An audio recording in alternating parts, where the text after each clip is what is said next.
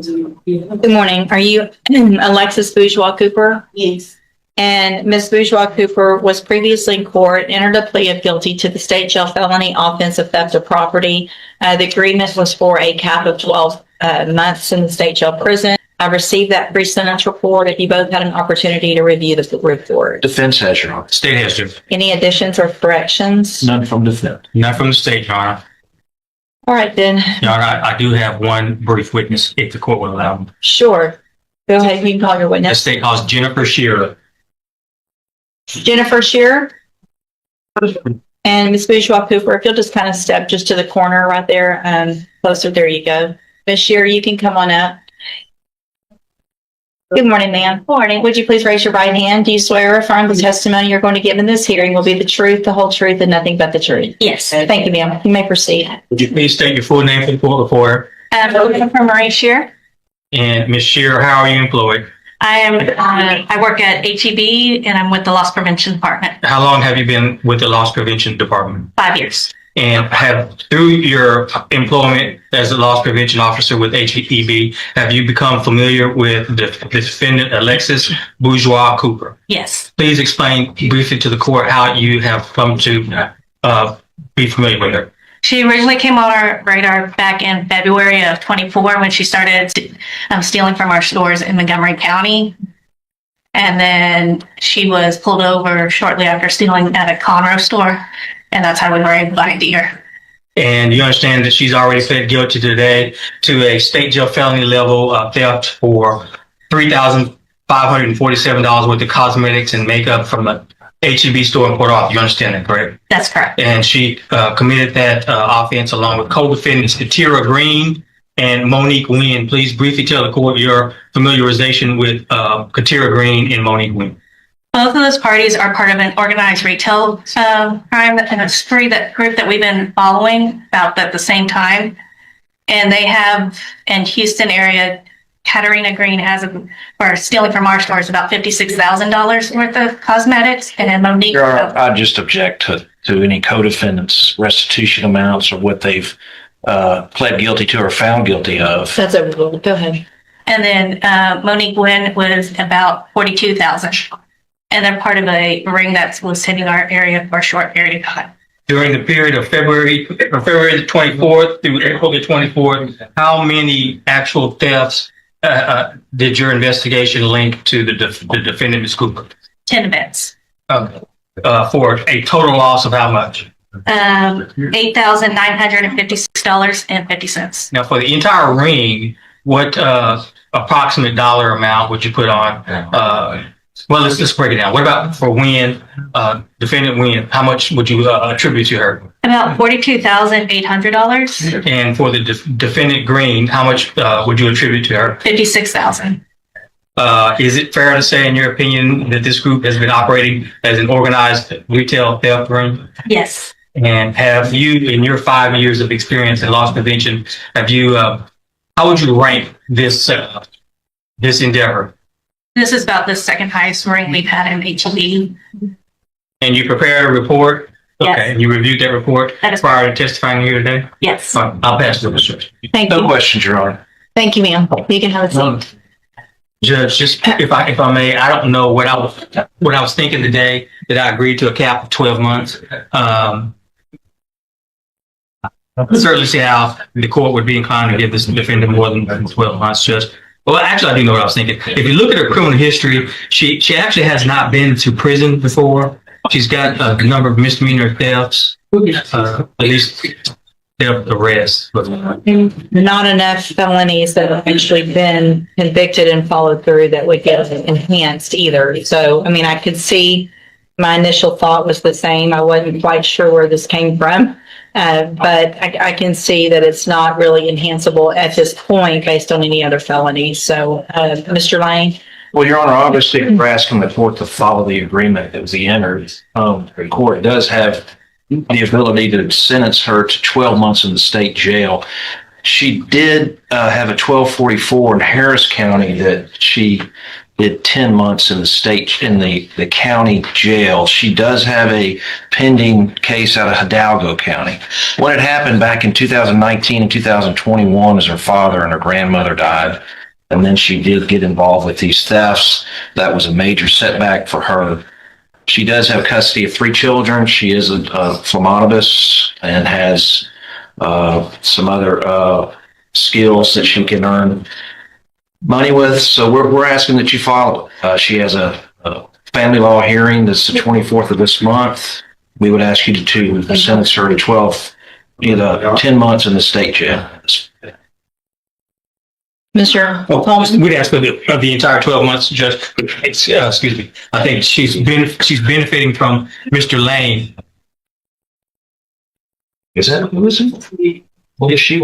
She's benefiting from Mr. Lane's negotiation with me in working me down to a cap of 12. I'd ask for the entire 12, Judge.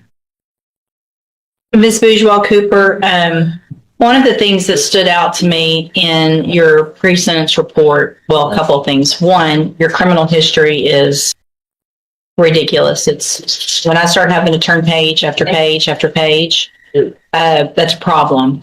And your version of this about I didn't really know what was going on, and I just went with somebody at the store, and I didn't know what county what I was in. You didn't know what county you were in because y'all were going from county to county to county, and still you're not going to help yourself by saying anything right now, okay? Because Ms. Shearer was just here and has you on video at other stores doing the same things. So I don't dispute what she said under oath at all. I think Mr. Lane did an amazing job for you, and you are very lucky because he got you the cap of 12 months because you deserve a lot more, in my opinion. At this time, I'm going to find that you entered your guilty freely and voluntarily. And in cause number 24 DCCR 1296, find sufficient evidence to find you guilty, and at this time find you guilty of the state jail felony offense of theft of property. Sentence you to a term of 12 months in the state jail prison. You will receive credit on that sentence for any time that you've been in custody that the law gives you the right to receive. I'm going to hand you the trial court certification that shows this was an agreement that I followed, and so you waived your right to appeal. I have also handed you a written admonishment regarding your ineligibility to possess a firearm or ammunition. Because of the judgment entered against you, you're ineligible under Texas law to possess a firearm or ammunition. Possession of a firearm or ammunition could lead to charges against you. If you have questions about the laws that make you ineligible to possess a firearm or ammunition or about how long that lasts, you can talk with Mr. Lane. And all I can tell you, Ms. Baja Cooper, is that I hope you learn your lesson while you're in state jail and stop all of the stealing, because each time you do it, this is only going to get worse. It's going to get enhanced. You're going to get more time. At this point, you now have, I think, 2 felony convictions, and that's going to start adding up, and you're going to end up with a lot more time and going to TDC instead of state jail. Do you understand? All right, and go back to the bailiff. And Mr. Jackson, in cause number 12, DCCR 0114, you're charged with engaging in organized criminal activity. Ms. Perazo has filed a motion to withdraw as your attorney. And so do you have any opposition to me allowing her to withdraw? Answer out loud. Okay. So Ms. Perazo, I will grant your motion. Mr. Jackson, do you have the funds to hire an attorney? She's not working on it. You're working on it? So here's what I'm going to do in the meantime because you're in custody. I'm going to go ahead and appoint an attorney. That way you have no lull in representation. Somebody will begin working on your case. If you get someone hired, then they can file the appropriate motions to step in, okay? But you will be appointed an attorney today. Now, before I send you back to the jail, I want to talk to you about this stack of incident reports that I have of how you're behaving in our jail. And I know that one of the things that you wanted Ms. Perazo to do and that she had filed on your behalf that we're not going to take up today is for me to reduce your bond. And I can assure you nothing's going to happen other than your bond being increased if you continue to act like the little hooligan that you're acting like in our jail. I can't even tell you how the anger makes me. How old are you? Just turned 19. Just turned 19. Well, let me tell you something. It is time to grow up. Because you and the other little 18, 19, whatever y'all are doing in there, you're never going to get out of jail. You're going to end up in prison, and your life is just going to be just like this. And is that what you want? It's not, is it? Cussing at the correctional officers, laying in bed because you don't want to get up, staying up late because you don't, you know when you get to sleep late? When you're at home because you're not in jail for violating the law. That's when you get to sleep late. That's when you get to make your own decisions. You don't get to make those decisions right now. And I get a report every single time you're acting up. And you're going to keep coming in front of me with another lawyer, and it's the same thing. The DA knows about these, and if you think that's going to make them want to be nice and offer you some great deal on your case, it's not. All it's going to make everybody want to do is something worse to you. So starting today, if you think you want something good to come out of your case and you want some possible good treatment and to get out and to be able to live a life like the rest of us, start proving it starting today in jail. Otherwise, it's not going to happen. Do you understand? All right, go back with the bailiff. In the end, this moment says more than any sentence ever could. What started as small choices, quiet shortcuts, turned into patterns the courtroom could no longer ignore. You can hear it in the judge's tone, not just frustration, but certainty. That behavior always catches up. Deals disappear, chances shrink, and time becomes the price. These weren't just legal consequences. They were warnings, written in real time. Because in this system, it's not only what you're charged with, it's who you show yourself to be when every